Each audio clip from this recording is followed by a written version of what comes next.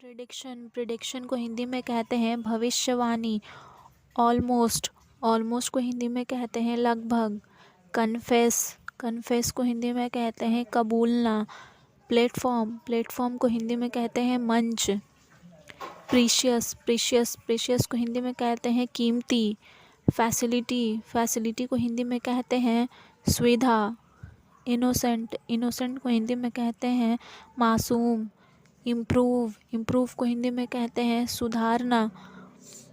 Trouble trouble को हिंदी में कहते हैं मुसीबत। इटसेल्फ को हिंदी में कहते हैं अपने आप। ऑप्शन ऑप्शन को हिंदी में कहते हैं विकल्प। एरोगेंट को हिंदी में कहते हैं घमंडी। इंक्लूड को हिंदी में कहते हैं शामिल करना।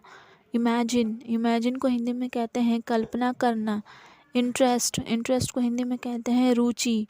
आर्ग्यूमेंट को हिंदी में कहते हैं बहस करना। एग्री को हिंदी में कहते हैं सहमत होना। अचीव को हिंदी में कहते हैं प्राप्त करना। ड्यूरेशन को हिंदी में कहते हैं अवधि। इंटेंशन को हिंदी में कहते हैं इरादा।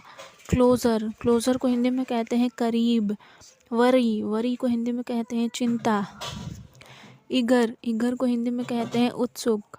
गार्बेज को हिंदी में कहते हैं कचरा। एग्जैक्टली को हिंदी में कहते हैं सटीक। मेंटल को हिंदी में कहते हैं मानसिक।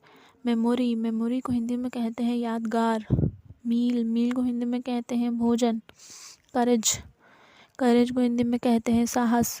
कंपेल को हिंदी में कहते हैं कमज़ोर। कॉमन को हिंदी में कहते हैं सामान्य। चेंज को हिंदी में कहते हैं परिवर्तन।